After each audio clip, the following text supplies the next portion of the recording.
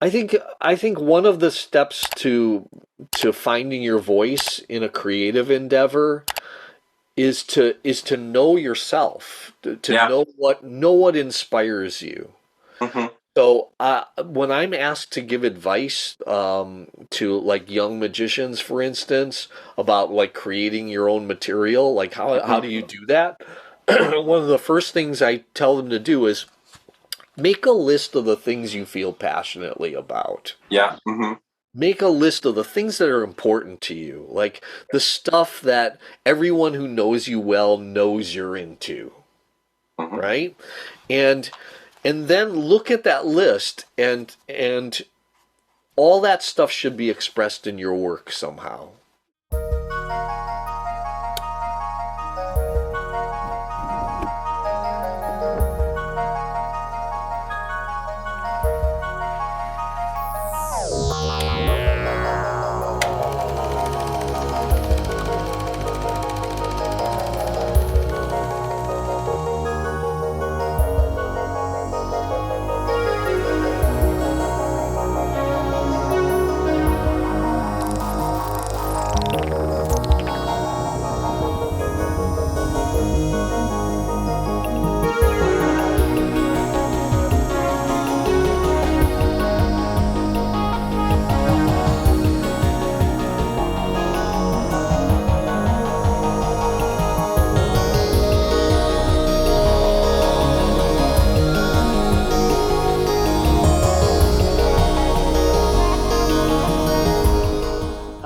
Hi everybody.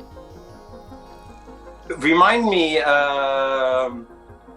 Mr. It's David Parr, correct? Yes. I know, I'm just kidding. Just happy to have you on for the show. You were generous enough to answer really quickly, and I jumped on the occasion to be able to chat with you. I know that so far each time we've been communicating, you seem to be traveling still a lot, or going through your chores and everything. So it's fun to see that you still manage to, set aside just a little bit of time to exchange on some ideas and stuff like that. Well, I'm just starting to emerge from my pandemic cocoon. And so I've done a few gigs out on the road, and they've been my first ones in Okay.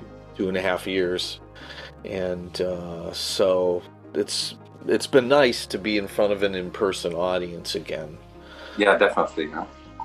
Yeah. And well, speaking of audiences and sub-performing and stuff like that, I discovered, I think, your work through like building gimmicks and electronics and stuff like that, but also through your performance of what you did for Penn and Teller with the bell. Oh, But cool. yeah, but if someone wasn't like familiar with you, how would you maybe? I know it's not fun like to say to put a label, but like how would you kind of like describe your style? Recently, someone went over my Instagram page and said that I'm a bizarre magician. So you know what I mean. So how would you perceive your stuff, and what are you known for? Like like if someone would look you up, what would they expect to find out about David Parr? I've often been placed in the bizarre magic category myself, and Mm-hmm. I think it's because a lot of my work has to do with themes of history and folklore, and some of it is a little spooky because I've been into spooky stuff since I was a kid. And so, in talking about my history and stuff like that, spooky things tend to come up. And so I was kind of shocked when my first book for magicians, Brain Food, came out back in the 90s. I was shocked when people started referring to it as a book about bizarre magic because Mm-hmm. I never thought of my work that way. A lot of the material in there was developed during my time performing in restaurants regularly Mm-hmm. every week, and so it although there's a couple of pieces in there that are kind of weird, most of it isn't really. So I was kind of shocked when people started referring to it as bizarre magic. My Did you embrace that? I embraced it to the degree of it doesn't bother me when people place me in that category. I don't think of my own work in those terms, and it's because in my view, magic is magic is magic. Yeah. It all comes from the same place. Yeah. It all has the same goal, which is to create that feeling of awe or wonder, right? That mystery feeling that comes from not knowing. And no matter whether it's mind reading or escapes or card magic or whatever it is, it's all aiming for that same thing. So I think categories are good for like catalogs and sometimes in conversation it can make it a little easier. But as an artist approaching my work, they're kind of useless, and in fact they can be kind of confining. I really agree. Would you say that that's something that can be broken with like within today's culture of like magic, because they seem to make it I find it's really consumer oriented, you know, so they have to like when you produce and they're selling like nonstop, and then they have to kind of like put a genre to that, and it's I see it like fragmenting instead of consolidating. Because when I heard someone say, okay, I do bizarre magic, and I asked them to explain, I find that the parallel, because there's material that you do that I enjoy as well. It's just that it's focused around the story. Right. And it's the highlighter of the punchline in the story. Right. You know? Yeah. So it makes it more dense. So maybe more marking for people. I don't know. But the effect isn't necessarily the highlight. I mean, it is in a certain sense, because that's the striking point it's the goal of the story. But it's not like a vanish without any purpose, you know? Right. Yeah, lots of my work is narratively driven. And it's simply because if I have to connect with another human being in a limited period of time, story is the quickest way to get there, right? Well, I was wondering that. It's the most surefire tool for connecting with humans is to embed it in a story. And it's just because we're programmed to respond to it. But see, in today's culture with, let's say, Instagram, there's no time for the story because you'll try to do it in 10 seconds. So, and I 100% agree with you saying that, yes, when you say connect, you mean relate. Yes. You don't mean get someone's attention. No. Exactly. I want them to relate to me. I want them exactly to think about their own. But when I'm talking about my history, I want them to think about their own history. Exactly. You know, the way to connect with people, you know, the way I've viewed this for many, many years is if I'm going to ask people to give their time and money to me, I have to have something to say. And what I shoot for is I need to have something to say about me, about who I am. I need to say something about who you are, and I need to say something about who we are collectively, right? And if I can do all of those things in the course of my show, I will have connected with those people. Yeah, it'll become something, I think, that they'll treasure. It'll become a memory like a Polaroid that they'll want to go back to. It won't be generic. Right. Where they don't retain much from the show. I mean, I've seen many magic shows where the magic itself was technically competent. Yes. Or even very good. Yes. Very skilled. But there wasn't a sense of a person behind it. It lacked cohesion because I didn't learn about who the performer was. The flavor was like, it was great. It tasted great, the cake, but it was still vanilla cake. Right. It was funny or entertaining, and I was fooled maybe, but I didn't get a sense of a human being, of a guiding intelligence behind all of it. And if I don't get that, then it's not very memorable. Because we go to the theater to spend time with human beings. Yeah. Not objects. Well, and you say, again, objects, I think that you're like a clairvoyant right now, because I was just going to segue into, there's something also that I relate to, is that something that has a premise of telling a story very quickly, like when you say an image is worth 1,000 words, an object to do the same thing. When you look at the background, like I'm recognizing things I've seen that you usually put in your background in other settings that are like I'm a fan of these things, you know, because they instigate, like they're a catalyst for starting a conversation. Yes. So they do the work for you. You know, you don't even have to say, "You want to hear about this monkey hand?" You know? Well, I happen to have. Yeah.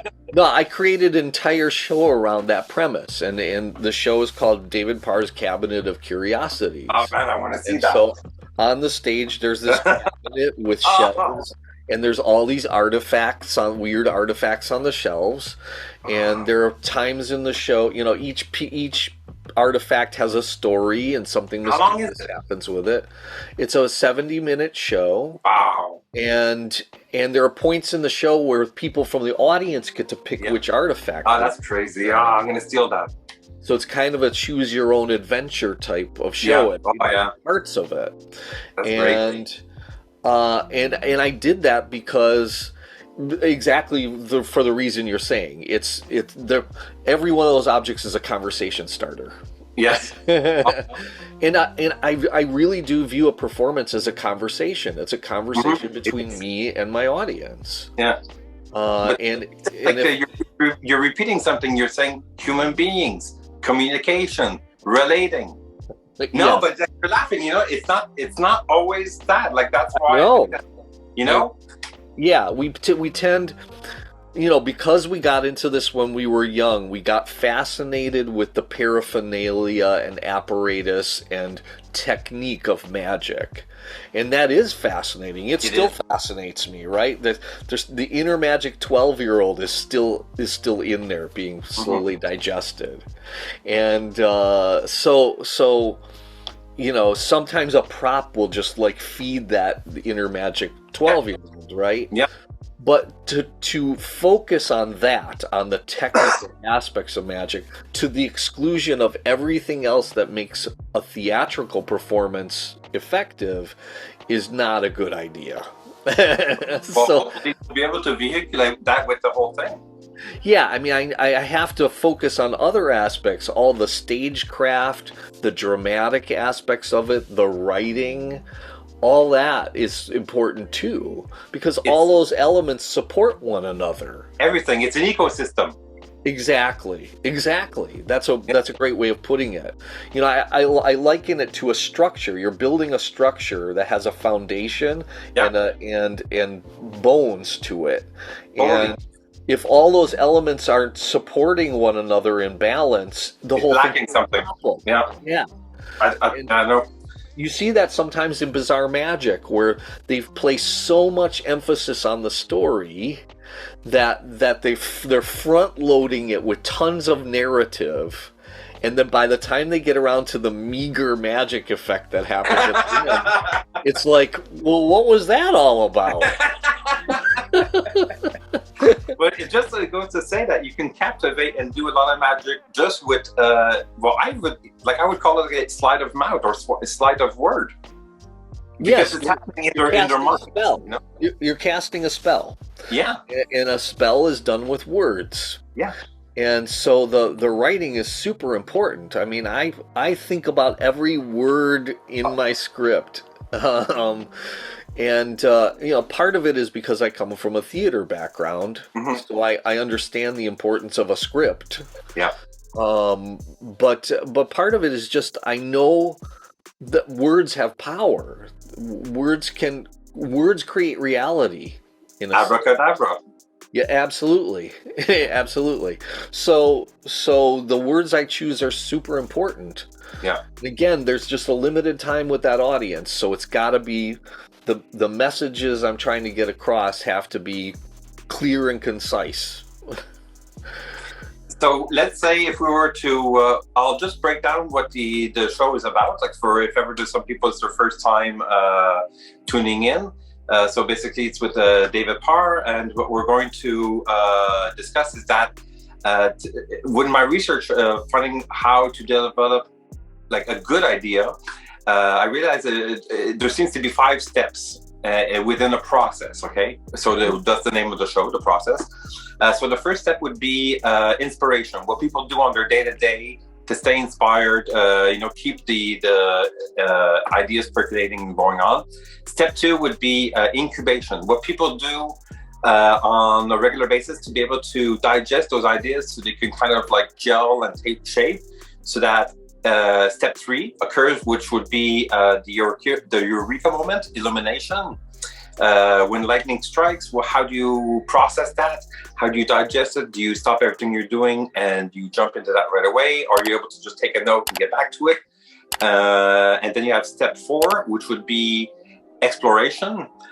Do you develop several ideas and have them compete against each other? Do you show them to other people and get advice and work from there? Do you tend to work alone? How do you go about that? And then finally, step 5, which would be implementation. How do you implement the idea? Do you want to have it have a life of its own, that let's say you want to perform it, turn it to something that's marketable, you could sell it. Sometimes there's some people that they have pure enjoyment from just getting the eureka moment, which is just like the high of solving the puzzle. And they use it for themselves, and that was the adventure. For them, implementation happens already at that point. Right. So that's the process. So for you, right away on if we say step 1, it's like it's already rich. Your background and everything just there. Even your vocabulary. You sound like someone who's educated. Well, I've been a voracious reader all my life. I've just devoured books all my life, and as you can see, these have been so important to me, and I tend to look at everything I consume, all content I consume, whether it's just reading things on the web, or if I'm reading a book, or if I'm watching a movie, or a television show, or if I'm visiting a museum. Every bit of that is grist for the mill. Everything I'm consuming might end up in a show at some point. So because you just never know what's going to spark an idea. So this is the stimulation I need to start sparking ideas, right? Then does that mean that you have to set aside time to live a normal life, like your regular, what you have to do, like groceries or? Yes, that stuff has to get done, but I tend not to look at sometimes people ask me about a work-life balance, and I don't look at it that way. No, I don't look at it from a schismatic point of view. I look at things from an integrated point of view. I think that's more useful. And to me, everything I'm experiencing is part of my work. No, I totally agree. My everyday history does become part of my work. And so I tell stories about stuff that's happened to me, in the past, or is happening to me now. And, every comic book I read, every movie I see, some image from it might end up in a story that I use on stage. So then I would assume that there's maybe multiple projects going along on different timelines. Yeah, usually. Part of it is, like I said, you never know what's going to spark an idea. No. So you have to be ready to recognize when one happens and record it quickly before it does it happen to you sometimes where, let's say you're shopping and you see something and it just triggers that it would be great for something else just because of what it instigated when you saw it? Yep. Okay, or a title. Like sometimes you have just a title, and that's like, oh, I have everything that goes on with that. Yeah, or sometimes a line of dialogue will just go through my head, and it's like, okay, I need to write this down. And so I am seldom without a stack of index cards. That's what I was going to say, yeah. I learned this from... I read an interview with the filmmaker David Lynch years and years ago, and he talked about how he makes a movie. Yeah. And he said he goes to a diner and he orders milkshake after milkshake till he's nice and sugared up. And he has a pen and a stack of index cards. Yeah. He said, so I start recording ideas on an index card, one idea per card. Wow. So the idea could be a line of dialogue, it could be a short description of a scene, it could be a description of a place, or just an image he sees in his mind that he thinks is interesting. One idea per card. And he said when he has a stack of 70 of those cards, he has a movie. Oh my goodness. And I thought, wow, that's genius. Because so wait, does he have 70 cards in the sitting? Yeah. Well, so I'm like, what? here's the genius part of it. It's because it keeps the creative process flexible for a long period, rather than if I have a notebook and I make a list of things, right? Yeah. They're already in a structure because they're a list from 1 to 10 or whatever, right? Yeah. But if I have one idea per card, they're still flexible. So I can gather a bunch of these cards and then start shifting them around like this. Yeah, totally. I see connections between ideas that I didn't see before. And it's this is an introduction to this. I didn't realize that. Or this is a great way to open a show, or this is a great way to close a show. And it keeps the creative process super flexible well into the process of developing a show.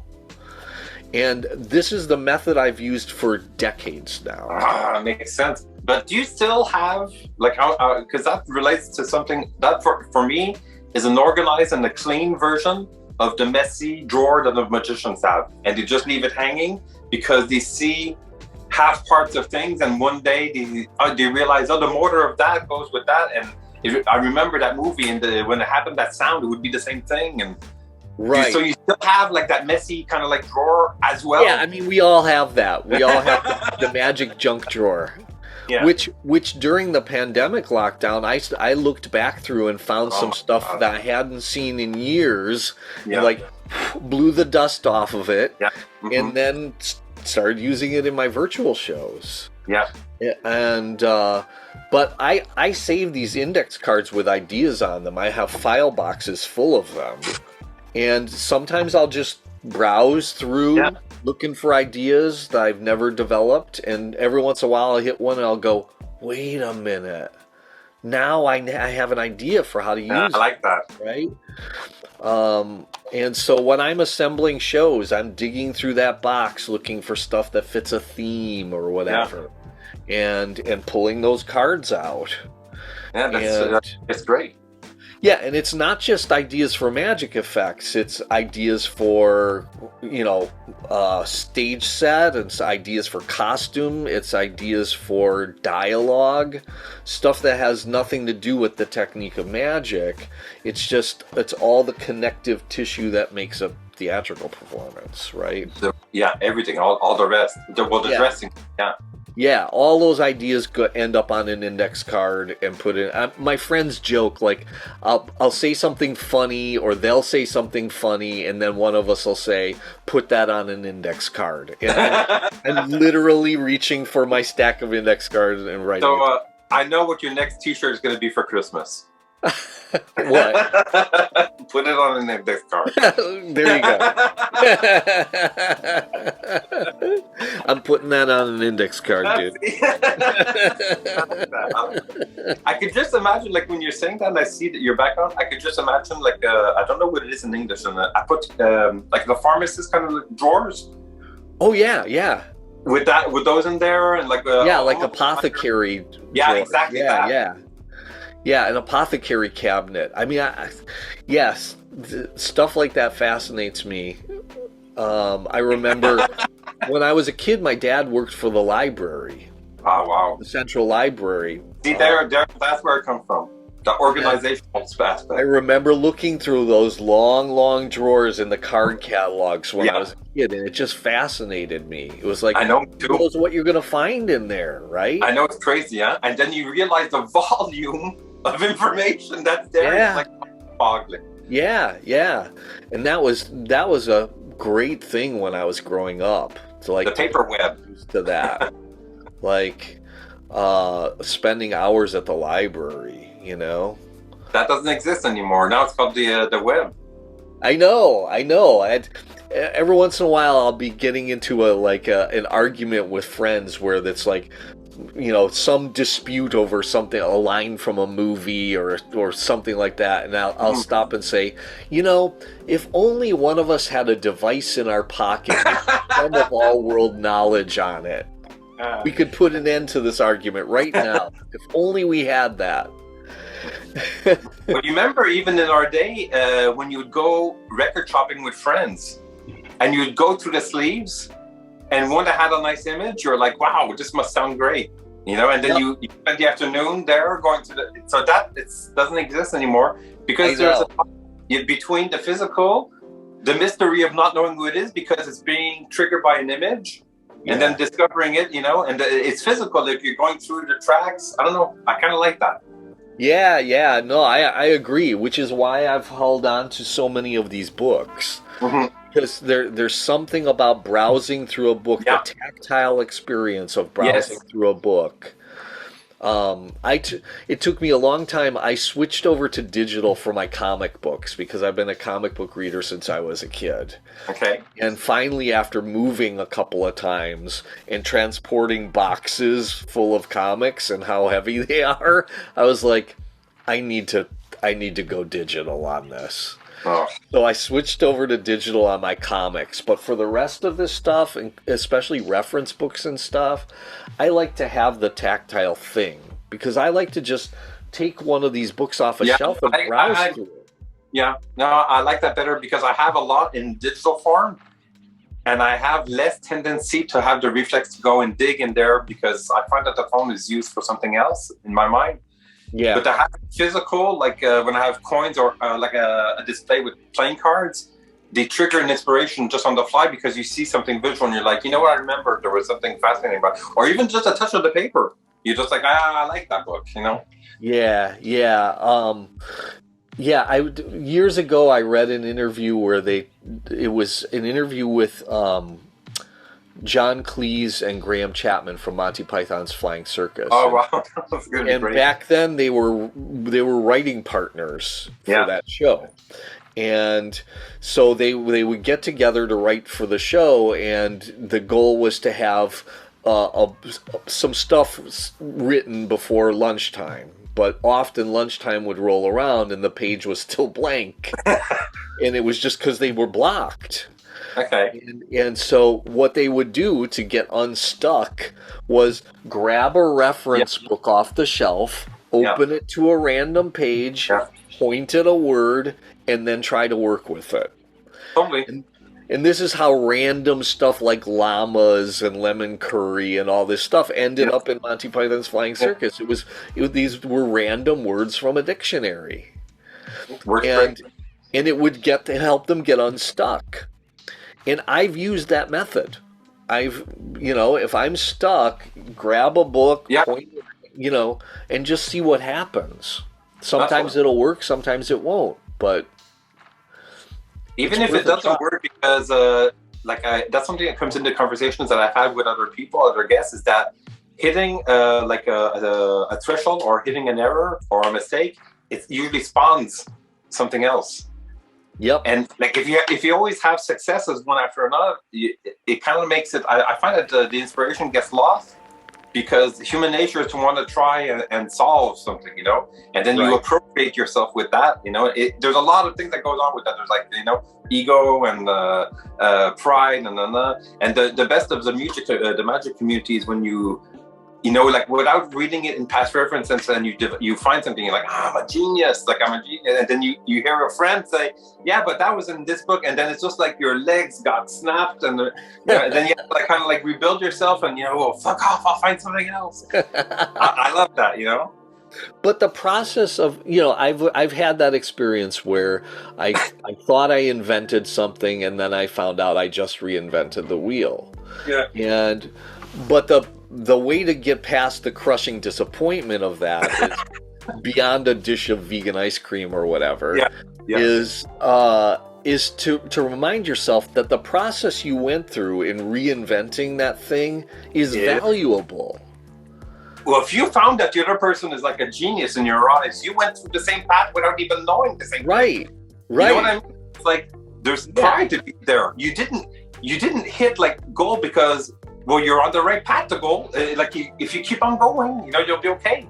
Right. It's like solving part of a game. It's like no one handed it to you. You didn't use a cheat code. You got there legitimately. Exactly. And that development process you went through is valuable. It is. It's something it's acquired now. You know that now. It's a skill, Yep. So if you don't succeed at that one thing, you learn something on the way. So yeah, there was one particular thing where there's a piece I do where I have an origami bird, and I tear the head off of it and then restore it.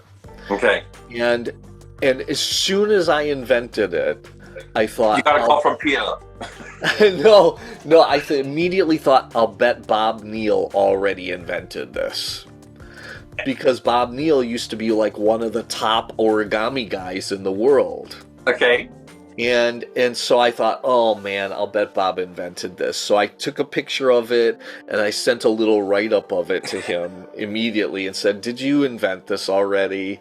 And he's wonderfully sent me back a message that said, no, I've never seen it. Oh my God. This is a new thing. And I was like so happy. That was a good day. See, that's great. When you have confirmation from someone that you respect too, I find it's like, that's fun too. It's great, you know? Yeah. It's worth the effort of like having worked that hard and not like and perceived, you know, to like not perceived, but to not let go of the challenge, you know? Sure. Persevere. That's what we're looking for. Persevere. Yeah, I mean, perseverance is important, but I find there's a stage in the development of an idea that I sometimes hit where it feels like I'm banging my head against a wall. Yeah. It feels like I can't move it any farther. And so I found that usually what I need at that point is to just put it away for a while, just set it aside for a bit. Well, that would be step 2. We'll go to that one actually. So step 2 would be exploration, not exploration, but incubation. So like, let's say, how do you leave these things like the dust fall? Because I don't know if you're in the same situation as me, but I love to have multiple things going along, but leave and then forget them for a bit. Yeah, because sometimes it'll just percolate in the back of the mind. It always does. It always does. And so that later I can look at it again with a fresh perspective and go, oh, here's the way past that obstacle. Yes, yeah. And sometimes that it's got to percolate for a while, like months. Yeah, that's okay. Before I reapproach it and go, oh, that's it. That's the solution. And it's sometimes years. I mean, yeah, for sure.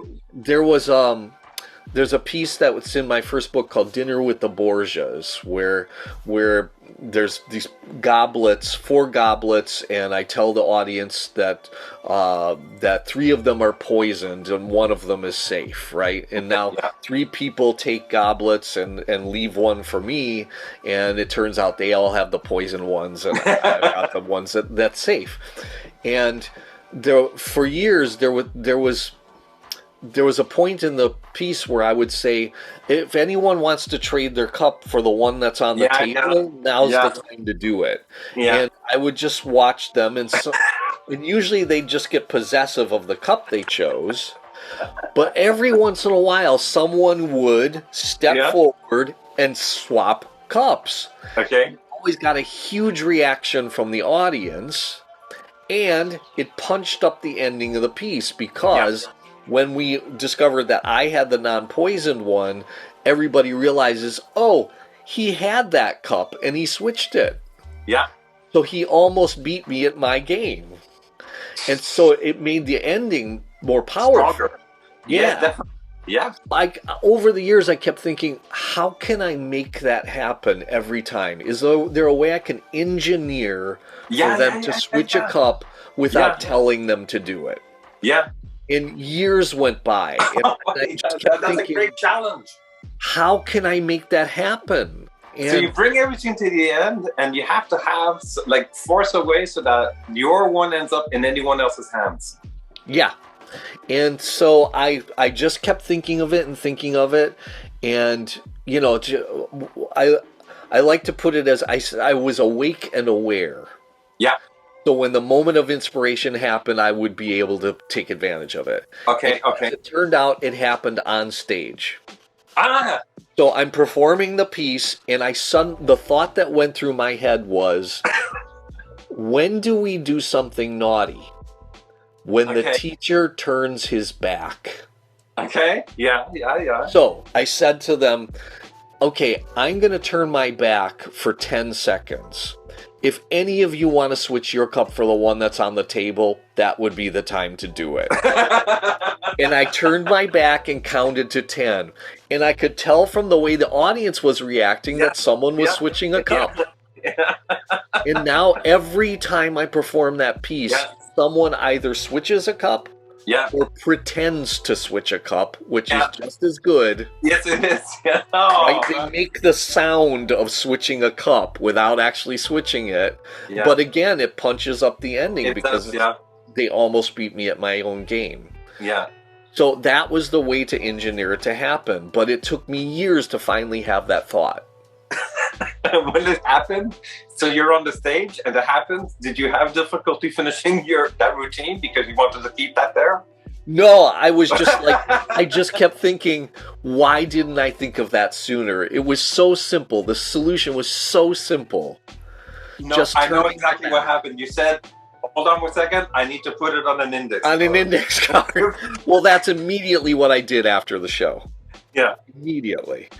I'm usually, if I'm going to do a show, I'll have a copy of my script along with me, and that's so if I come up with a line, I can just scribble it in on my script. You're a professional. Yeah, because it just because ideas are fleeting. I know. And if I don't record it, it's going to go away. You take this seriously. Like, you want to make sure to get the best, and it's never really 100% finished, ever. Right. Because there always could be that little, I'll turn my back. Like, it's just, I'll turn my back. Like, seriously, like, it's so, like, pure, that little thing. Yeah. And it adds, because it's not just an excuse. There's a justification at the same time with the story. Yeah. But and that's happened so many times. And there have been times where I didn't write it down and the idea was lost. Gone. Like, so I've learned just write it down immediately. And if I don't have a pen and an index card, I've got my phone. Yeah. Right. So use voice memo or the notes app immediately. So and then don't trust myself to remember it. No, I totally agree. But there's something also that I was like reading about and also discussed with other people. The act of physically writing it down, I have the impression that it helps to manifest something because you took it from, I know there's like a magic with the K at the end, but it's more like you could have just left it in the mind, but now it's outside the mind. Physicalizing it, yes, absolutely. It is just a word, but it's not really just a word. You know, it's something that came from that. You know what I mean? Yes. So just you can actually go ahead and do that. It doesn't sound like much, but it's pretty much everything, you know? It is, because words are magic and writing is magic. I mean, it is. There's, in magic with a K, there's sigil writing, right? I love that. And you create a sigil, and that's the spell. And so physicalizing an idea by writing it down makes a thing happen. Yeah, it sounds weird. Well, that's the fact of it. The logic of it, something did happen. Yeah, it was invisible, and it became an organization of the little lines that mean something to you. You know, right? As soon as I write down an idea, I've created something from nothing. Something, An idea that I had is now in the world. It's in the world. Yeah, it sounds like. That's whatever, magic. But it really is, like, because then after that, when you go back to that, you don't know what's going to happen. That could actually make you want to get up and buy a shirt at a store. You don't know, you just don't know. Well, I've run across index cards that I wrote years ago where I don't even remember why I wrote that on the card. Where I look at it and I'm like, I have no idea what I had in mind when I wrote it, but it sparks a new idea. Yeah, that's the purpose of it. Totally. It's like seeds.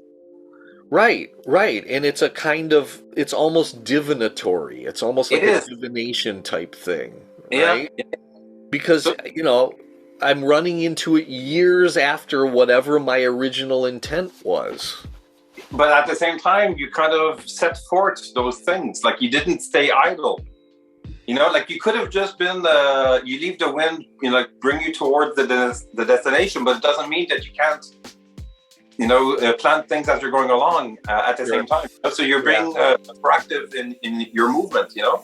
Yeah, that is able to have that in their lives. Like some people rather be idle and they're super comfortable with that, you know, and rather be the spectator even, you know, which is okay.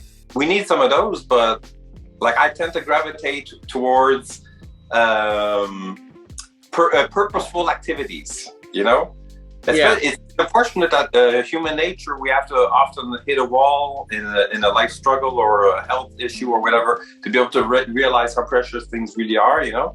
And how to just make things more simple for yourself. Like you're allowed to say fuck off to certain situations in life, you know? Because I don't divide things into work and leisure. Yeah. Because magic is my work and my leisure. Well, you get pleasure from that and you're able to work from that. So for you, it's a whole dynamic thing. It's work and play at the same time. And so I'm always thinking like a magician all the time. You know, early on during the pandemic lockdown, I thought, you know, I kind of crunched the numbers and I thought, okay, I can afford to take a year off. Why? And then I thought, a year off and do what? Exactly, what would you do? What am I going to do? You could find a better location to have those ideas. So I was like, you know what? I'm going to give this virtual show thing a try. And at first I just sat back and observed. I watched a lot of magic online, and I thought what I'm going to do is I'm going to observe the mistakes they're making, and then I'm going to write them down and be able to avoid them. Yeah. And that's what I did. work the same way. I know. I agree. I do that too. So I learned things like, you know, they were putting the camera far away from them so they could get like a stage shot. No. And it was like the magic was the size of a postage stamp. Yeah. It was like I couldn't even connect with it or even tell that anything magical was happening. So I was like, okay, put the camera up close. I'm writing on an index card, right? Yeah. And so on. And so during the pandemic, I amassed a big stack of index cards. It was all material that I thought of while the pandemic was happening. So even though things were idle in terms of like your regular activities, you still found a way to be able to divert that inspiration to something else, you know, and to go towards something that was maybe not so pleasing or appealing maybe before, but now gave you some time to explore that, you know? Well, I actually found the virtual shows liberating. Okay. And it was because even though this seems confining, this medium, I found it liberating in the sense that I could use methods I could never, ever use in person. Yeah. And so I started thinking of all this material that was taking advantage of the fact that there's a camera involved. Yeah. And the fact that there's a visual frame and like shenanigans can be happening right outside this frame and no one's I know it's invisible. Yeah. Right. So I created a ton of material. Yeah. Yeah. And it was a great creative exercise. It was like, wow, how can I take advantage of this frame? And so I had a lot of fun with it, and I created lots of material, and some of it, I'd say probably about half of it, I can now adapt for in-person performance. Okay. Find a way to adapt it and port it over to in-person. In-person too. So that's what I've been doing now. Now that I'm getting back to in-person performing, I'm taking a lot of the ideas I developed during the virtual shows and applying them, and that's been really fun. Yeah, well, that's what I was gonna say. That's the proof that a concept is good is when it's modular and you can break it down to other scenarios. Yeah. I mean, that's another reason why I hang on to those index cards, because because it might be applied to another thing. I just don't know. Yeah, of course. Yeah. Right? So that same idea could be repurposed in another way, and I don't know how. It's just like a spice rack. Yeah, that's a good way of thinking of it. Yeah.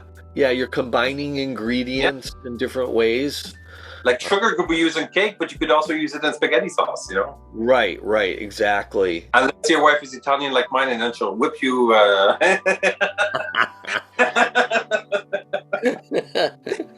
soft whip. A soft whip. Yeah. No, speaking of whipping, when lightning strikes and you have the eureka moment, like like you were saying, you had the idea come to terms when you're performing on stage. Like, how does it manifest, like in a specific moment, or it could happen anytime? Do you have to, like, sometimes you meditate? So that would be step 3 is eureka moment, like illumination. Do you have like a special feeling, or is it something that completely inhabits you until it's resolved? So you got, like, you know, sleepless nights nonstop. Like, how do you go about that? Sometimes it's different every time. It's different every time, and that's the fun of the creative process. Is it's unpredictable. Yeah, and that's why it's cool. And so sometimes the idea just happens. It's just like a sudden, random thing, and you got to just be prepared to recognize it when it happens and record it. But sometimes it's just working on the problem, and not letting it go. Like there must be a solution to this. There must be a way. And you know when to, like, put it aside. Actually, maybe. Right. To know when to stop trying to force it, because not forcing it won't work. Yeah, exactly. Not to trash or anything, but just to, like, get back to it. Yeah. Because if you spend too long pounding your head against the wall, it's going to get frustrating, and you're likely to quit then. Yeah. And you don't want to push that hard. You want to stop before you get the okay, I'm done with it, and you want to throw it in the garbage. Yeah. It's like, stop before then, set it aside. Exactly. Yeah. And I've had ideas where it was just like my brain must have been working on the problem unconsciously. It is always. and then all of a sudden, ta-da, there's the idea, or I know, the solution to the problem. And during the pandemic, there was one night where I woke up. There we go. In the middle of the night, I was it's coming now.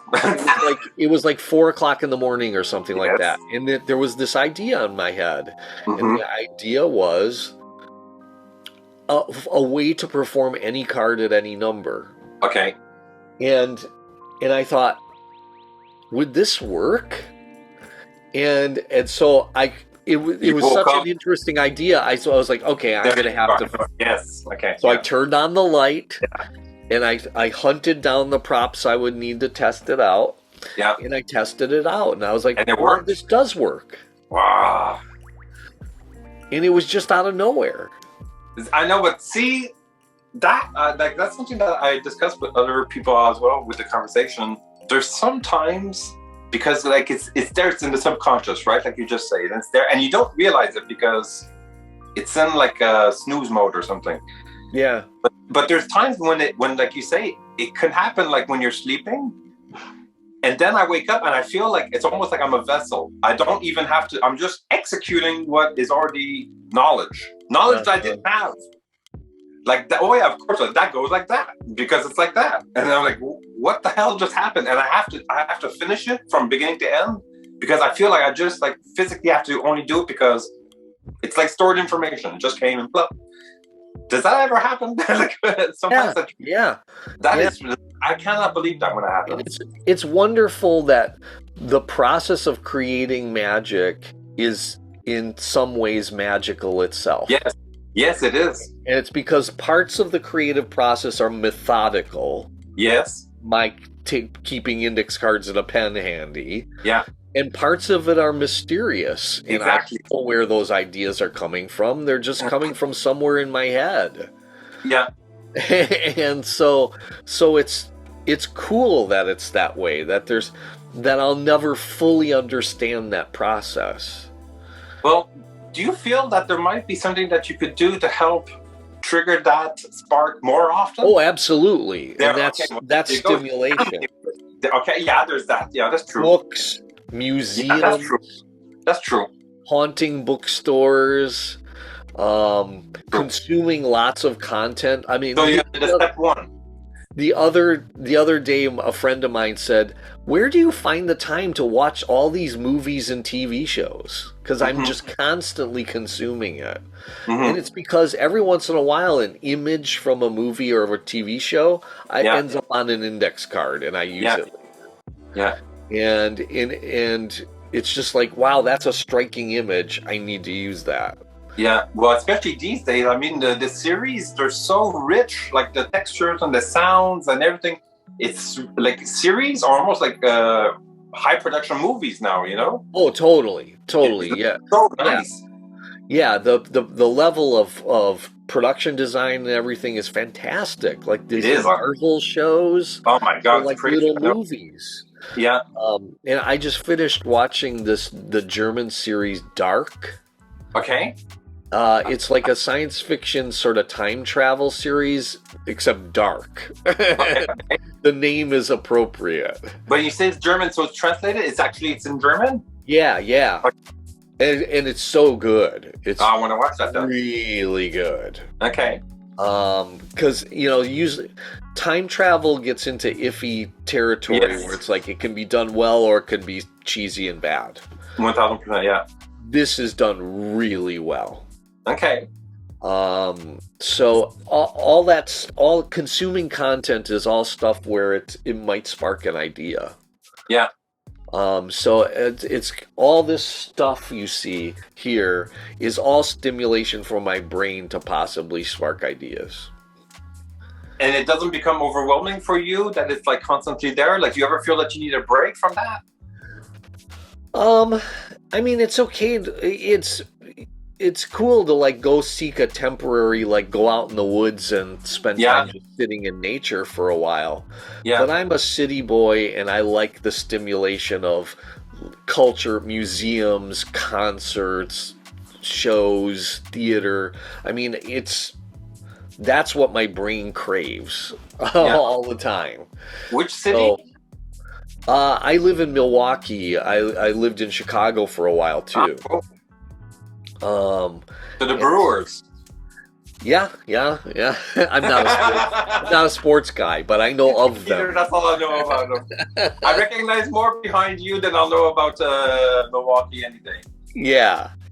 So I find that it's cool to go take a break from it for a little while, but then I crave stimulation. I don't like I could never live out in the middle of nowhere in the country somewhere. Oh man, I'm going to do me. I want to get out of here. I want to have that, but in the woods. So like a Stephen King novel.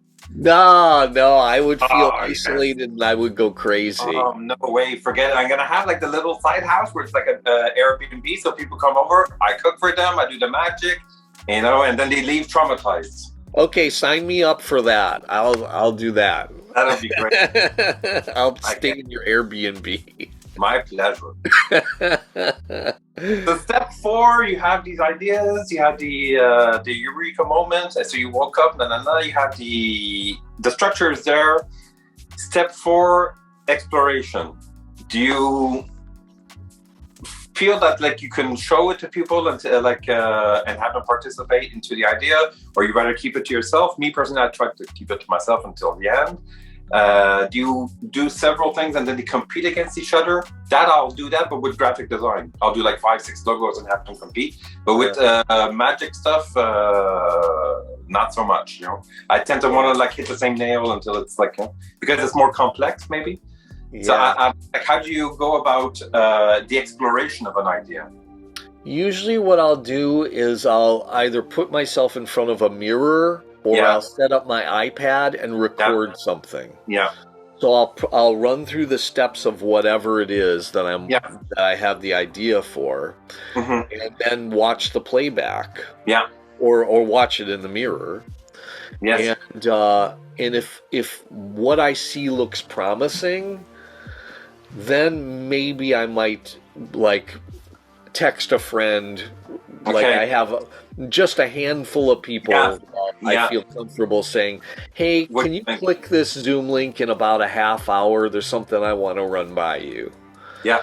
And we'll end up in a Zoomy room, and I'll show them the idea, and they'll tell me, David, I think you think that's cool because you came up with it at 3 o'clock in the morning. Or, wow, that's really cool. Yeah. You just fooled me with that, or whatever. Yeah. You could trust them because sometimes, again, ego is great, but sometimes, like, you know, it could happen that a little bit of jealousy gets in the way and you'll say, no, that's not so good. But, you know, you just wish that you would have made it, you know? So no, it's true. It happens. Like, but it's just like, it's good to have those core people that they could tell you something and it won't hurt your feelings either because they're not talking about you. They're talking about the idea of what you're trying to present, you know? Yeah. Yeah, but they got to be people whose point of view you respect. Yes. And who you trust.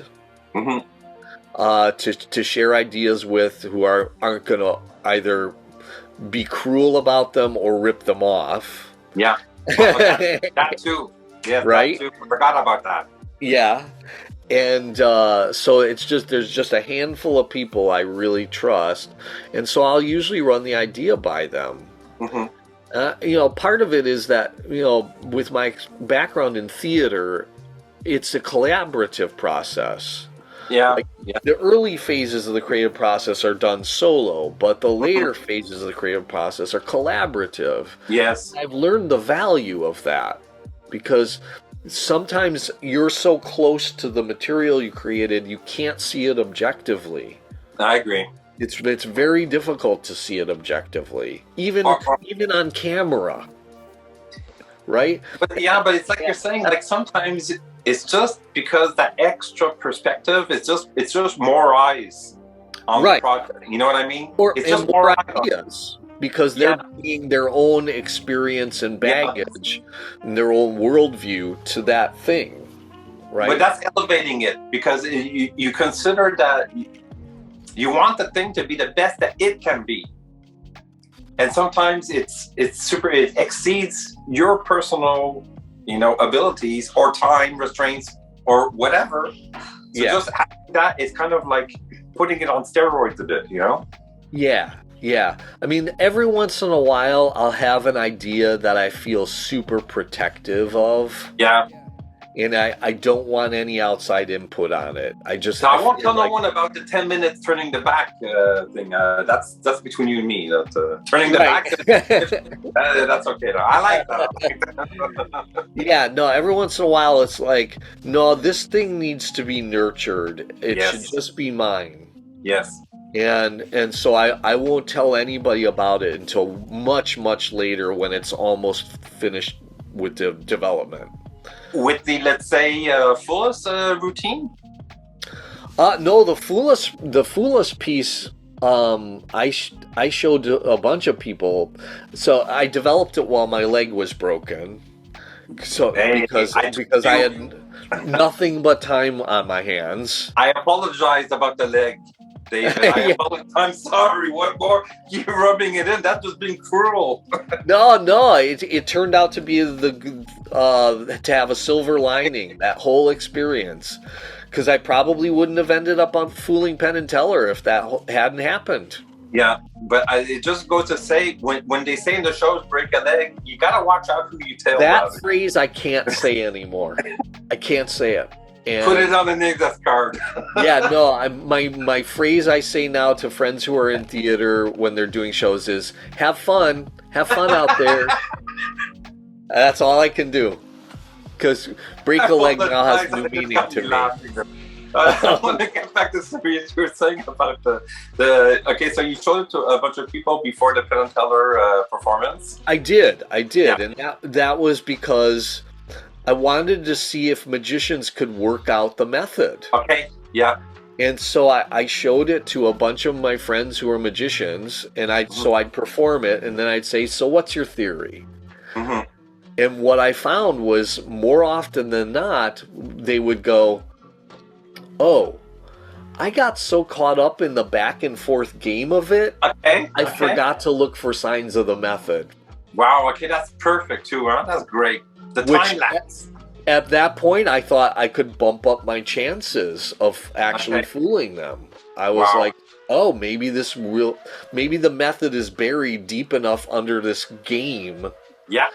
That they won't recognize it, and I think that's exactly what happened. Wow, that's so great. Yeah, and you're happy with that because you kind of like, well, you don't have nothing to lose, really. I mean, if you fool them or not, like, well, what happens if you? Okay, so you win. What happens after that? Your life is set forever, and so they hand you a trophy. Yeah. The moment you get out of camera range, someone with a towel wraps it around that trophy and whisks it out of your hands because it's not your trophy. It's the prop trophy that lives above the stage. Yeah. Right? Months later, you get to go back to Las Vegas and do a spot in their show. Okay. And that's when they give you the actual trophy with your name on it. Okay. So for a packed house in their theater, they gave me the trophy, and then I performed the piece for their audience. Okay, yeah. Okay. So that was a blast. Yeah, that must be super fun.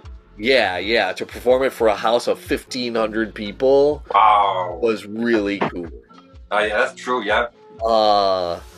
So yeah, no, the producers of the show gave us a very wise speech before we did the shoot, and they said, let go of the idea of fooling them. Yeah.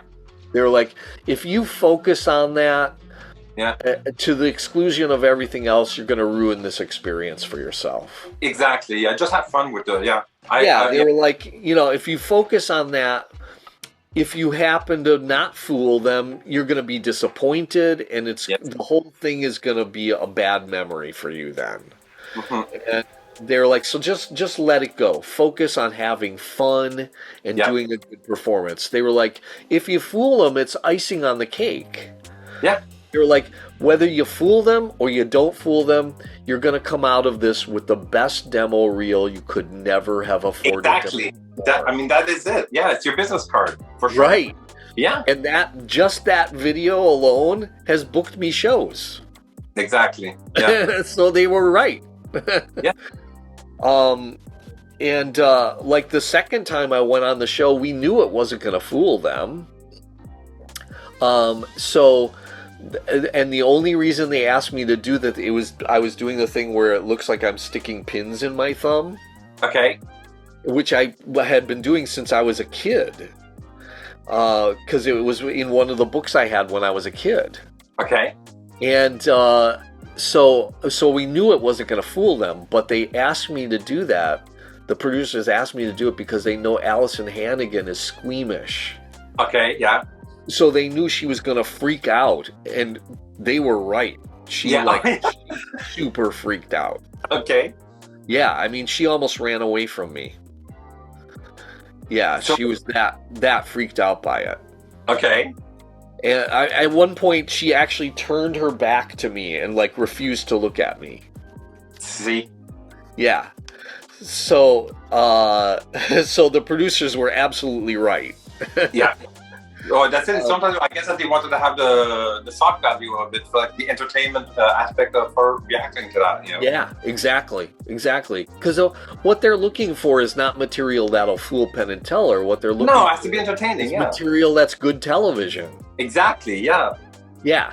So, and if it happens to fool them, even better. That's a plus. Yeah. Yeah. So, but that video alone has also booked me shows. No, for sure. But when I saw your performance media, I didn't see the one with the needles, but I saw the one with the cards and the bell. And what I liked about it is that your demeanor is so casual. Like it doesn't feel like you're in a competition or something, So I kind of, what you're saying there kind of resonates with what I saw, because I kind of felt like whatever happens, and it was the entertainment part of the back and forth without talking in the bell.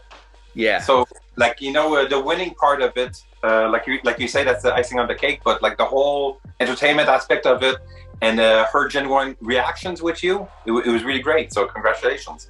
Oh, thank you.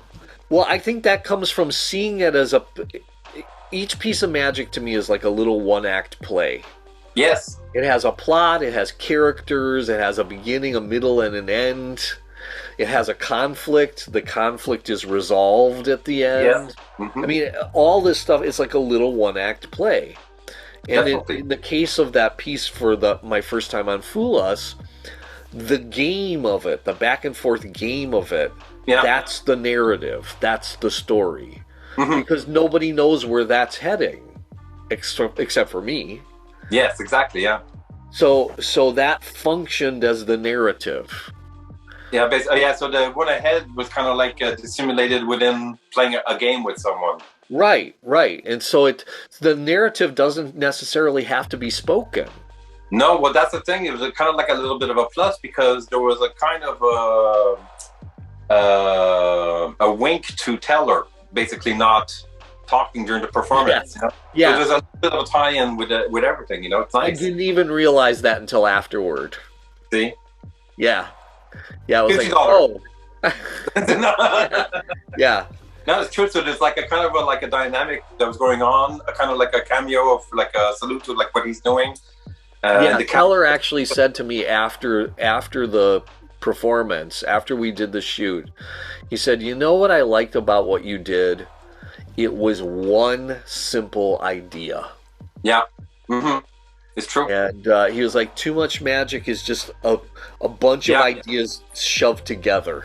I agree, because sometimes participants will have that one trick that is like the one that they're aiming on, you know, but they'll do 2-3 lead up tricks, you know, and no, you don't need that. You're going to muddy the waters.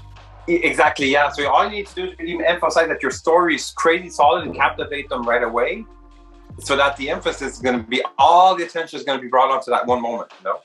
Yeah, well, part of my goal, I think, as a performer is I want the people in my audience to be able to describe what happened to someone who wasn't there. Exactly. And usually it's like in the 3 words, like coin to bottle. You know, like something simple. Borrowed this thing from me, he put it in the bottle, and then handed it to me. That's it. People don't freaking understand that, you know? Yeah.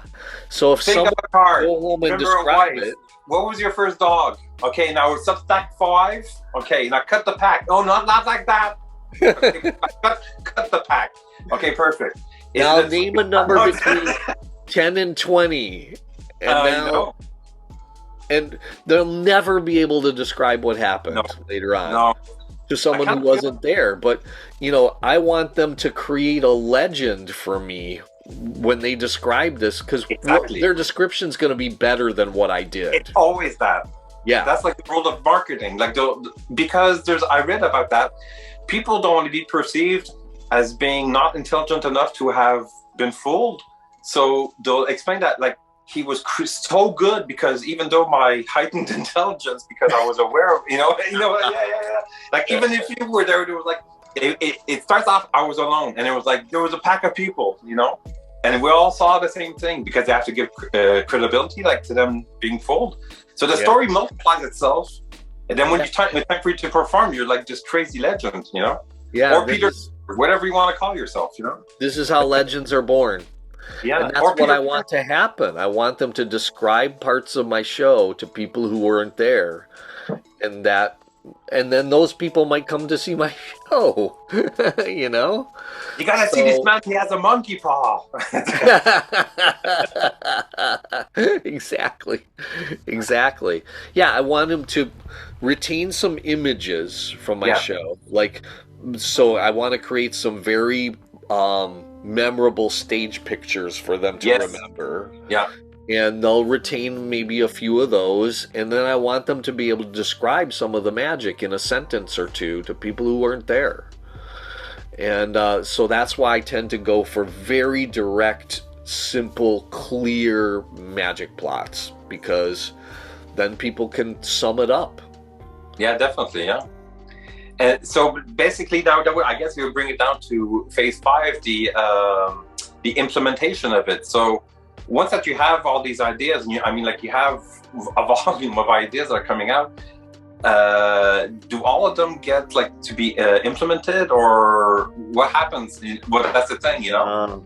Linus Pauling, the Nobel Prize winning chemist, said many, many years ago, the trick to coming up with good ideas is to come up with a lot of ideas and throw away the bad ones. Yeah.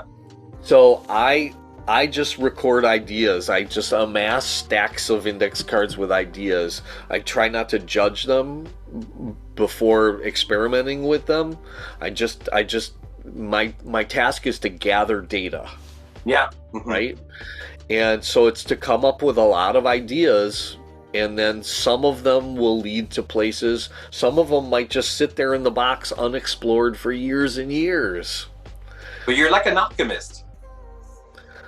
I'm really not.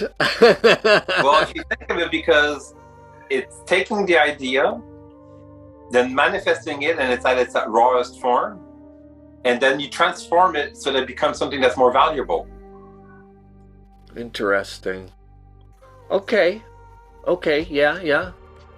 You know, and also it strikes a chord because, and I feel that there's also a sense of generosity, because when you see something and it strikes a chord with you, it could just lie with you and you'd have your own satisfaction, but you have a desire to share that with other people. And I'll give you an example. I did the interview with Paul, I forget his name. You did a show with him recently, the gentleman with the beard. He always dresses casual and he plays in the metal band. Paul Prater? Paul Prater. And he was like explaining that, you know, people aren't necessarily always turned on to metal music. But like if he listens to, let's say, a line or a hook or something that resonates for him, he'll try to have the storyline that's based in his mind and then transform it so when it's explained to someone else, they'll resonate with that same concept of the idea. Not necessarily that it's heavy metal, you know? Yeah. So he's able to transform that so that the perception, like he's able to share that joy for metal in a way that people will understand, which is not metal, you know? Yeah. So yeah. I would say the same thing maybe with you, is that, or certain people within this business, like that I would consider to be, genuine creative people, like you're like, I would consider you that, because like you say, it's a lifestyle, you know? It's something that you couldn't not do. You know, I don't. No, it's so much a part of me. Well, that's it. It's not an effort like to do. You know, no, and it's work and play, and that's something that also I discuss sometimes. That I find that like when we grow up, we learn through play. You know, a lot, and then there becomes a time where you say you have to go to work. So you're kind of like eliminating the possibility of ideas that like to happen, because you don't want mistakes to happen because you're at work. But that's not where things happen. It's when you're playing that things happen, you know? So there's something that gets lost along that way, you know? You stayed with the playfulness, but... I do. I try not to put things in workspace, but keep them in play space. But you do it professionally. You do the play in a professional manner, you know? You organize your ideas in a way. You structure... I mean, it's all the fun and play of those little things behind you, but they do serve a purpose, you know? It's not just a clown for the sake of having a clown, you know? Yeah, so, because games are organized activities. Yes. They're not chaotic. No. A game is organized. And so play is organized for me. Like I just came up with my set list for a show I'm going to be doing in about a week. And so there's a structure there. Yeah. But I can deviate from the structure whenever I want. I'm not a slave to that structure that I created. I can do whatever I want with it. I can discard it. I can deviate from it and explore another path if I want to. All of this is flexible, and it should be flexible. Yeah. Because again, you never know when the moment of inspiration is going to strike that's going to lead you to a new place. It's living, organic, you know? Exactly. If you try to combine it, it can't live. Yes. You know, the box idea, it'll never go anywhere. Yeah, the performing arts are organic and alive, and they grow and change as we grow and change. Yes, that's happening moment to moment to moment. Happening right now. And so if you lock it in too tightly, then it ossifies and dies, right? Exactly. Yeah. So it's got to be flexible, And I've looked at scripts that I wrote years ago, and then look at how I do them now, and the script has changed. Yeah. And I didn't try to make that happen. It happened as I grew. As I grew and changed over the years. It changed as well, yeah. Right. And that's the way it should if be. you look at something like at a point where it is now in time versus when it was first originally came, sometimes it's like micro tuning. It could be one word. Yes. Instead of and, it could be if. Yep. And that's a whole different world, like just that one thing. Yeah. And you never know where that's going to come from. It can come from inspiration. It can come from somebody in the audience. Yeah. I mean, the Dinner with the Borgias piece, I was performing it once in Chicago, and I had I'm filling a ring with poison, right? A poison ring. I'm filling it with poison. And I finished tapping the poison into the ring. A wedding ring. Right. and this guy in the front row said to the person next to him, "Now it's a party." Oh yeah. and everybody next to him laughed. Yeah. And I laughed too. Yeah. So I repeated the line so everybody in the theater heard it. Yeah. As soon as I got off stage, I grabbed my script and I wrote that line into the script. Yeah. It is now a permanent part of my script. And does it always work? Yeah. Yeah, it always gets a laugh. Tap, tap, tap with the poison, close the ring, now it's a party. Yeah. See? Always. So you never know when that moment someone is going to just hand you a thing. Yeah. But that also, I think, there's something that I try to, like, I don't use this platform to express that, but not being afraid to perform. Like, when you perform, you're going to grow. And if you keep on doing it for your family and friends, you're going to limit yourself because you're not going to get the spontaneous reaction from someone who doesn't know a clue about you, you know? And you got to keep in mind that when you go up to someone, you don't need to say, "Do you want to see a trick?" If you just have a pack of cards right off the bat, you're going to get attention. If you do a color change or something, if they smile, that means do another trick, you know? Right. And if you make a mistake, they're not going to go home and say, "Yeah, there's this clown who tried to do a trick and he made a mistake." You know, it's not, they'll say, "Oh man, there's this guy who did a trick, it was amazing." You know, if you do, you know what I mean? So it's just like, don't be afraid, go and perform, and you'll learn as you're doing it, you know? Absolutely, because there's a part of the creative process that happens by yourself in solitude. Mm-hmm. But then there's a part of the creative process that happens after the idea is implemented, like you're saying, and you've put it in front of an audience of strangers. Yeah. You thought it would be something. That development can't happen any other way. It happens when you put it out in the world and other people respond to it. Yes. Then the creative process can continue and other people are now having an effect on the development of the piece, right? Yeah. So if you stop at the point where all the stuff that happens in solitude happens, it'll never evolve past that point. No, exactly. It'll just stay static. There's a whole other role to that too, because beyond technically doing something, there's your body language. Like you're in front of a mirror and you're practicing, but when you lift your head, you don't realize that in real life you're commanding someone to lift their head, you know? Yeah. And it's when you practice that you realize that it's not as stressful as you actually think if you just relax for a second, you know, and go about explaining it casually. Well, and people want you to succeed. I mean, they're there to see you succeed at magic. Even the puzzle-minded people who are trying to figure out how things are done, they want you to succeed. They want to see a good magic show, right? Yeah, of course. So they're on your side. Unless you do something to turn them against you, they are on your side. Do you ever see someone swallow nails? It's like, Well, I mean, there have been times where something went wrong that was unexpected, that I couldn't have anticipated, and I have literally turned to the audience and said, "That wasn't supposed to happen. Can I have a do-over? Let's just do this over." And they've, of course, said yes. Yep. Right? Because they're on my side. Yep. And I've just reset it and done it over. That's it. It's not the end of the world. You know what I mean? It's not hard. Right. And then after you've done this for many, many years, you start to realize if a mistake happens, if something unexpected happens, the audience has no idea. They don't know. Exactly. Right. So if I don't alert them to my inner panic, they'll never know. You don't run when no one's chasing you. Right. So the ability to cover a mistake. Yes. The deck is stacked in my favor. Oh, I love that. That's the best part. Because the audience doesn't know where all this is going. And you have to kind of like flip the switch and do something different on the spot, And that's when you realize that, there's so many tools that, that you have in your back pocket. But if you just relax for a second.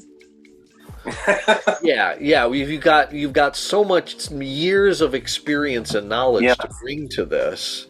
Mm-hmm. Almost any mistake can be covered. Oh yeah. You just don't panic and alert the audience to the fact that something just went wrong. And they'll just never know. And in fact, they'll probably incorporate whatever that happened into their. They just think it's part of the show. Exactly. He's thinking of what he has to do, or I know. Whatever. That as far as they know, that was what was planned all along. Well, that's the thing. Sometimes it makes the effect better. Well, I think because it kind of when you do it over and over and you become like super comfortable with your routine.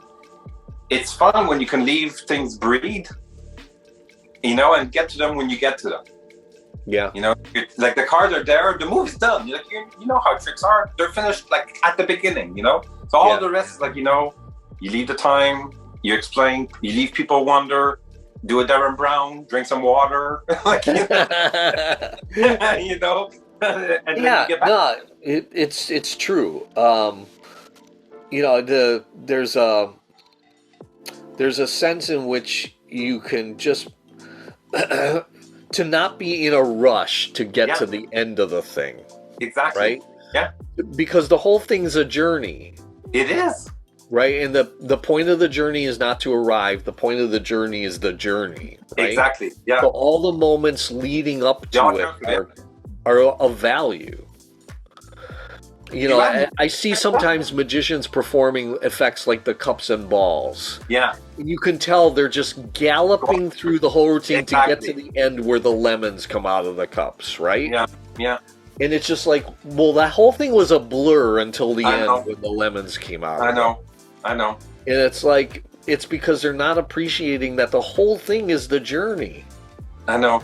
Well, there's sometimes when I explain to participants that they say, I try to have a rule of thumb where if I try something and I fail technically, I'll show them what the trick is. I teach them the trick, and then I'll do a do-over. So I start over. But this time they know what the secret is. It has never happened, not once, that a person has said that they find it's more beautiful the second time, because even if they know what it is, that they can't see it. And I say to them, well, you know what?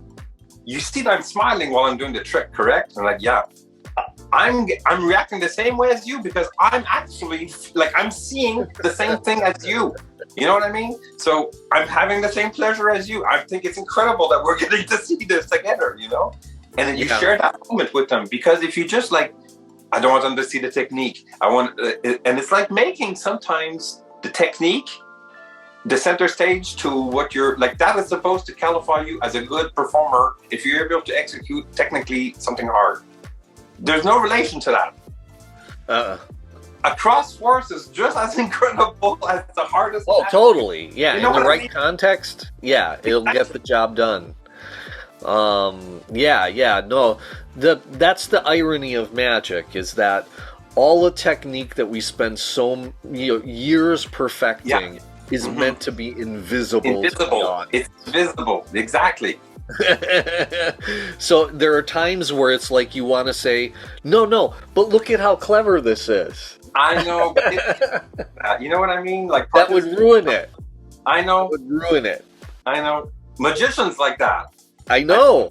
Like that, but for other people, there's some incredible tricks that are they're super simple. I know, exactly, and that's the kind of magic I tend to prefer. I know, because you have more room for the performance. But sometimes it's like, I'll look at a prop, a magic prop, and I'll think, wow, somebody invented this. Yeah. Oh, yeah. Some of them are think of the creativity that went into inventing this. Like the first person who invented this. Yeah. And it's almost, there are moments where I want to share that with the audience. Like, I know. Look at this. It's like, someone invented this. Yeah, I know.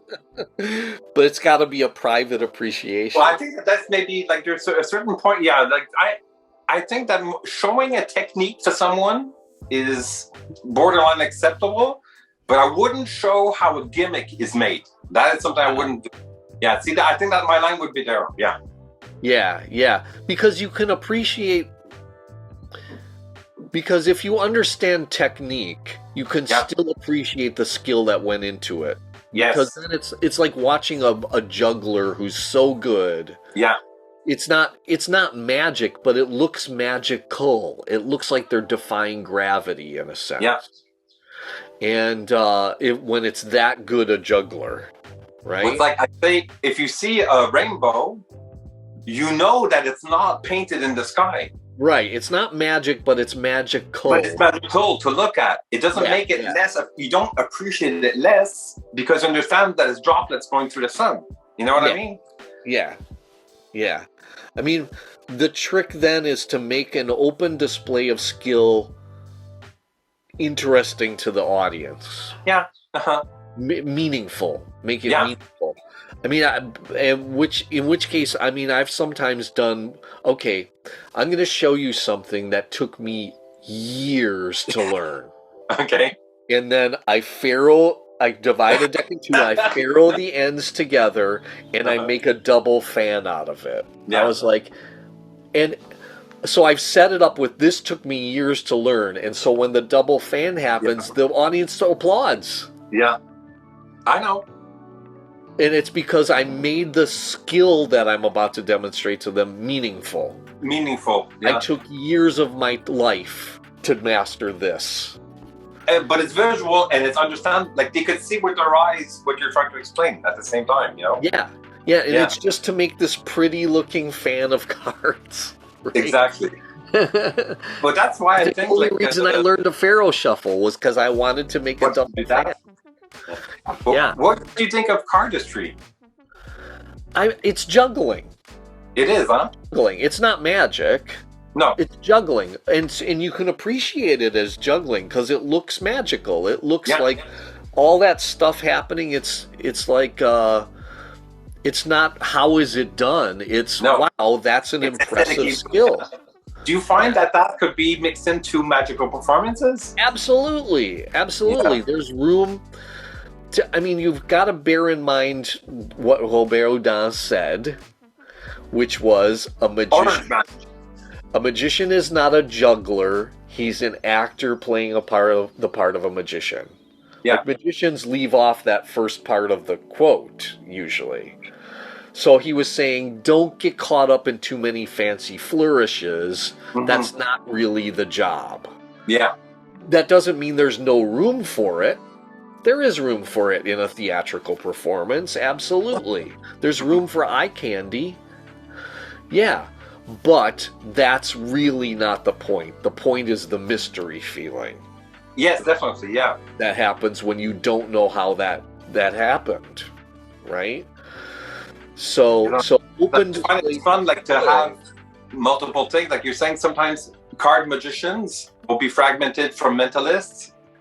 And then card magicians will also be fragmented from cardistry because they try to, and I don't see that at all. Like, at all. No. The most interesting art happens with a cross-pollination of genres and styles. Those three things together would be freaking incredible. They would look great. Right. With tarot cards, too. Whoosh. Right. Mashups of stuff are, I think, the most interesting artistically. And so... the magician's tendency to like pigeonhole things and separate them into categories is usually counterproductive. It is. I find. And it's so like, and it's you can't perform magic and mentalism in the same show. It reduces the power of the mentalism. No, it doesn't. That I don't understand No, it doesn't. I mean, go to see Darren Brown's show in the West End. He's going to do some magic tricks, what are obviously magic tricks, along with the mind reading stuff. I know. It doesn't reduce its effectiveness at all. No. So the idea of like separating things into categories is just kind of silly. You know, the task of the artist is to open doors and avenues to explore, not to close them. No, I agree. And so putting things in little closed boxes is not the way to accomplish that. So yeah, I think a variety of stuff, including stuff that's just pure eye candy, is great. That makes for a fun, satisfying theatrical performance, right? Mm-hmm. I totally agree. So there's room for all this stuff that's open display of skill, that's basically juggling.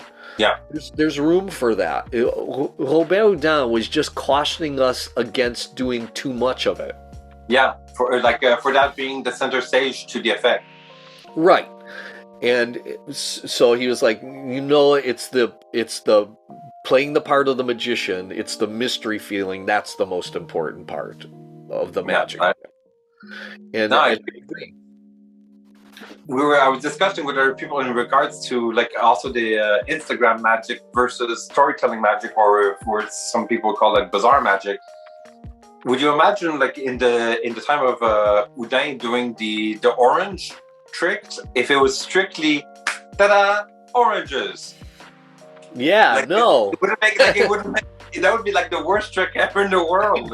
I know. Yeah, no. If you go back and if you read some of the scripts of the Golden Age magicians, like especially like Thurston, who was kind of a mystic, in real life, it's proto bizarre magic in that it's narratively driven, and it's kind of spooky.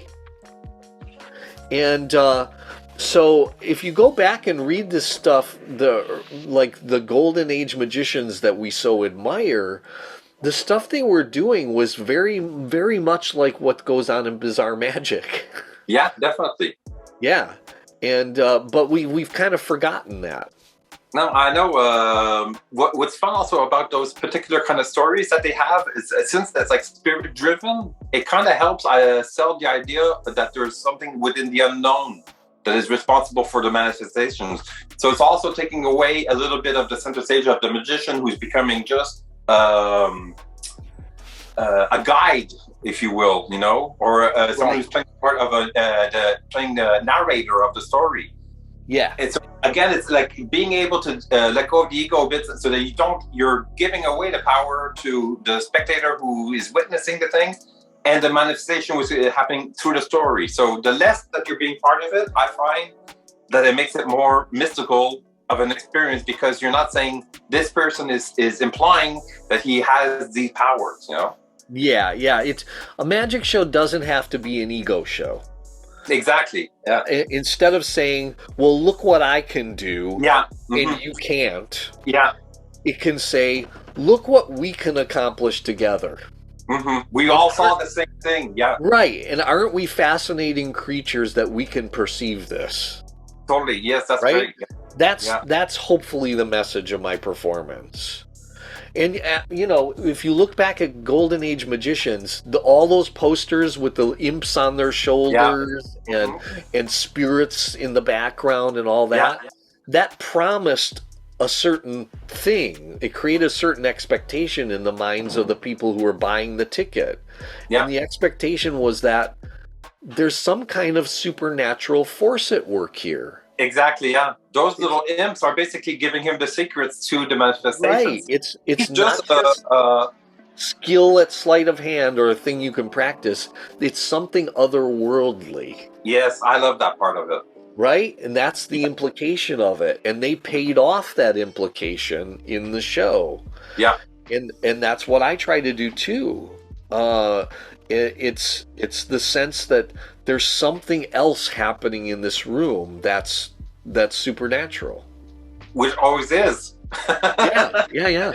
Yeah, and I think I would love it once when your shows, because the way of setting the table, the way that you're describing it, for the whole experience to be part of like what needs to be digested by the spectators, it's something that I would hope to see more of, I would say. And hopefully with this whole project, it's something to not necessarily educate people, but to show them a perspective that there's a way to go about, structuring your thing so that it has a crazy impact for your on your performances, Well, and it's collaborative.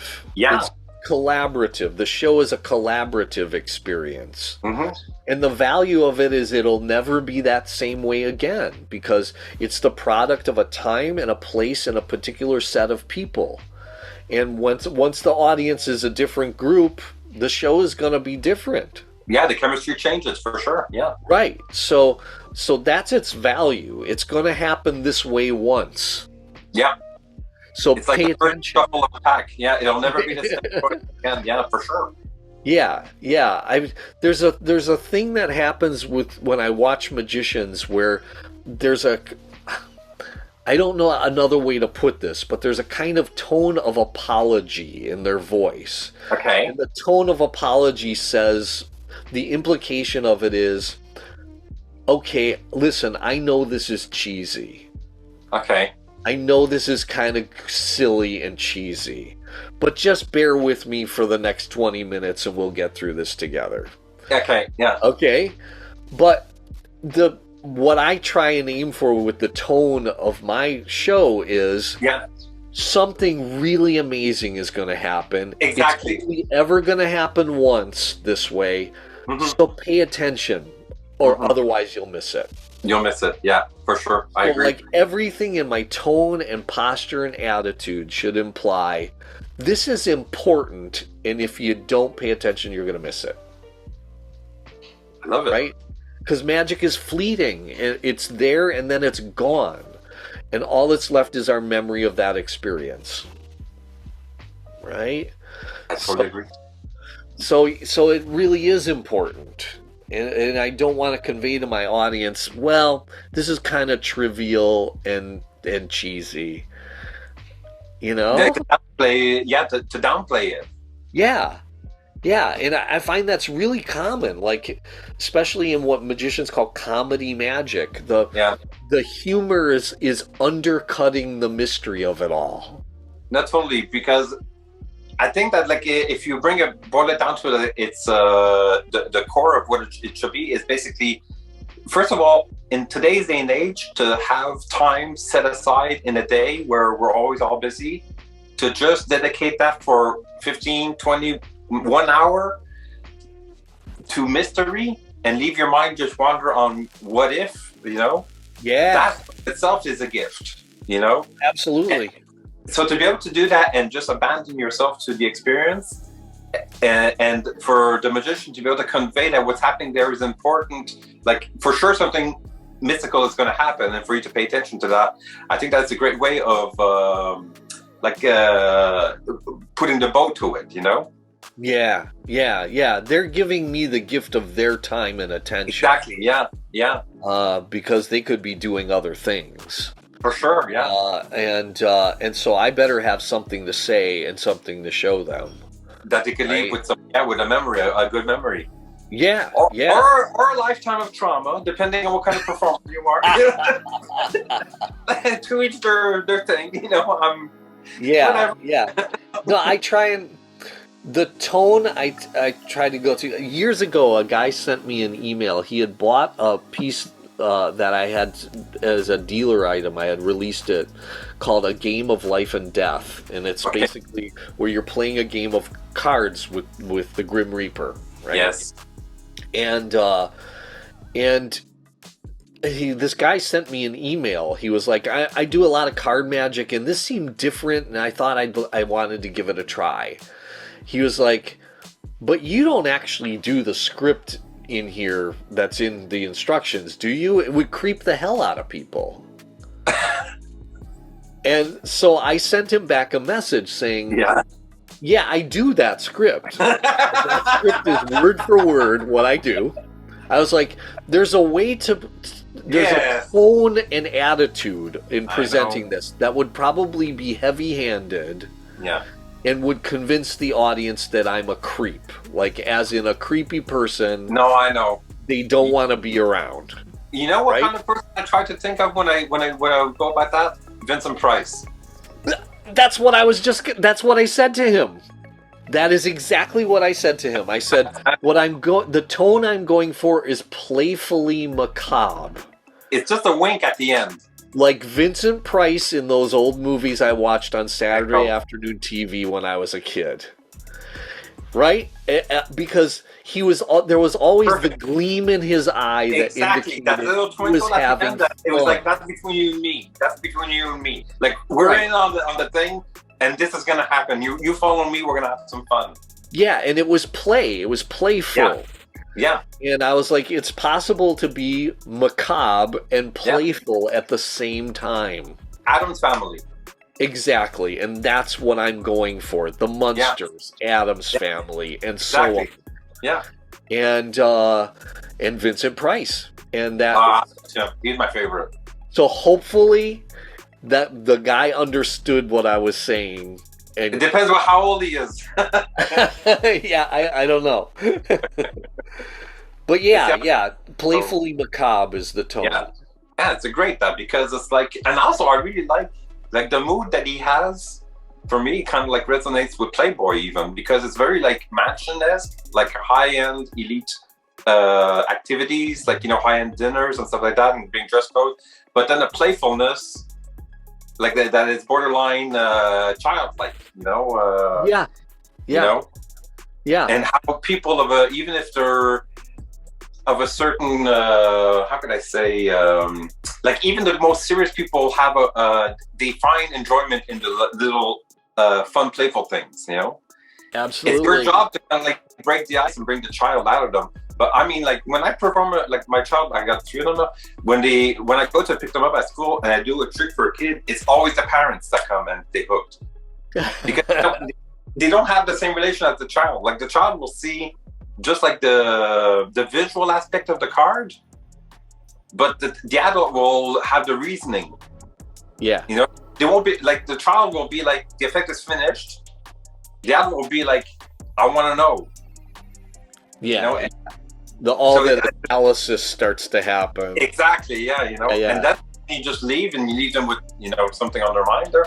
But then that's also, if I was, well, I don't know if it's my job to give a tip during here, but it comes to mind, like, how do you get a magician to do 100 free tricks? You ask him to do one. Exactly. So it's to stop too, like sometimes you get, if you perform a lot, you realize that it gets fun to, like, I don't know if you go out and perform when you go out, but I do all the time. I just love freaking people out with anything. And then, but just like you do it and then you leave. And you leave them with that. Ah, man, that is like the best, because you just leave them. You don't keep on going and going and going. It's like, no, I can't remember who said it. It was an author. It was great is the art of beginning, but greater still is the art of ending. Oh yeah. It's knowing when to stop. Oh yeah, that's important. That's for real. Like the structuring of your shows, and like you're saying, a 70-minute show with the cabinet. Yeah. It builds up towards the end. Yep. My goodness. And do you do like, if it goes for like the bottom, it's like shelves? Because I have one, it's like 4 shelves. Do you have shelves on them, or? Yeah. It's got shelves with weird artifacts on all the shelves. And do you start like from top and go to bottom, or you do from the bottom, you go to the top? No, we kind of jump around, because some of the items have numbered tags on them, and that's how people from the audience pick which one they want to examine next, right? So I've got it on video, but I haven't released it. No, okay, well wait, I was just wondering if it was like available, but no. Yeah, I've got the show on video, but I haven't released it yet. Well, lucky. Like I would have to like go to Milwaukee then. Yeah, well, next I'm doing it in Hawaii. Oh, you're just like stabbing in the back. I'm doing my shows in Hawaii now, Yeah, I'm leaving in a week. to go to perform on Oahu. So you're gonna bring the cabinet and everything? Is like a lot of there it is. Yeah, I bring all the stuff that goes into the cabinet. They provide me with a that's cool. shelf, and I just fill it with all kinds of cool stuff. Wow, that sounds great. Listen, I really appreciate. We went through all the steps and everything. If you were to leave, I don't know, a message or something at the end, or a recap or something about you, what would be like a parting word? I think one of the steps to finding your voice in a creative endeavor is to know yourself, to know what inspires you. Mm-hmm. So when I'm asked to give advice to like young magicians, for instance, about like creating your own material, like how do you do that? One of the first things I tell them to do is make a list of the things you feel passionately about. Yeah. Mm-hmm. Make a list of the things that are important to you, like the stuff that everyone who knows you well knows you're into, right? And then look at that list, and all that stuff should be expressed in your work somehow. It should be expressed in your magic somehow. And I've made these lists. I've literally made lists of the stuff that I feel passionately about. I've made lists of the things that I felt passionately about between the ages of 7 and 13, and lists of stuff that I feel passionately about now. Unsurprisingly, there's a lot of overlap between those lists because the stuff I cared about as a kid, I still care about. Yeah, like comic books and monster movies and Sherlock Holmes stories and ghost stories and Dark. After a while, I have to find Dark. Right. All that stuff is still important to me. So all that stuff is an expression of who I am as a person, and it should all be in my work, right? But that means that the routines that you present, you appropriate them. Your routines, like meaning, because there's something I think that could tie into that, is that when people buy routines or tricks, it comes with patter. People listening to the show, if they don't know what patter is, it's like the storyline of what comes, like how you express a trick. If you could just try and make that your own, at least the pattern. Just throw it away. Just throw that away. You know what I mean? Because you end up at the end of the day with 50 people saying exactly the same thing. Yeah. You know what I mean? So that's your opportunity to just get that out, and you use the effect for something else that you're saying that's going to relate to what you're trying to express, those keywords, who you are, you know? Yeah. Say something about who you are as a person, not just as a performer, but as a person. Like, what are your interests and obsessions outside of magic, right? I'm sure you have some, right? What are they? Yeah, for sure. So the goal is for the audience to get to know me as a person, not just as a performer. No, exactly. Yeah. And so, and again, like I said earlier, I'm using magic as a vehicle to say something about me, about who I am, something about you, and something about us collectively as humans. No, I think that's a great strategy. It encompasses a little bit of everything, and like we were saying earlier, it's kind of being a maestro within an ecosystem. Yeah, for sure. So know yourself. Make lists of the things you care about. Index cards. Yes. Yes. Index cards and a pen. Yeah. Indispensable tool. Faster than opening up an iPhone. Well, depends. Yeah. I mean, I'll use the iPhone in a pinch if I happen to not have my stack of index cards with me. Yeah. But that's very seldom. No. I tend to use Siri for that, actually. Instead of going into the app, you just say, Siri. Yeah, hey Siri, make a voice memo. Exactly, yeah. Then I can transfer it to an index card when I get home. But she always answers, "You're not the boss of me." And I'm that's another story. Indeed. Well, I'm glad we got a chance to chat. This has been... Man, it was great. I could talk about magic all day. Oh, listen, I really hope to be able to, jam with you sometime and hit you up outside of this thing. There was it went by super fast, I'm really looking forward for it to, put some music to it and everything, but pretty much like the conversation stays as is. And it was really great for you to, share your time with me and accept me laughing about the monkey paw. That's just I'm going to be honest with you, David. It's because I got monkey envy. I've been wanting to have the hand. I've been talking to like a couple of people. Talking about Hand of Glory over here? Yeah. No, but like the monkey that's a paw, human mummified hand. I love that because I wanted to make one. There are two things I want to make for myself. Is I want to make that, and also I want to make a shrunken head. Ah, nice. See, those kind of like things. But the movie from that is goals in life. The what? It's good to have long-term goals in life. Listen, if I turn the camera around, I've got 2 rats over there. If you see what happens to these rats in the show, you would just, it's a little bit more explicit than tearing the hair off a paper crane. Well, I really appreciated the time, and definitely I'm going to strike you up for a chat in the near future, and wish you really all the best, and continued inspiration, and fantastic for the thoughtful words for everyone. Yeah, well, and keep in touch. Take care.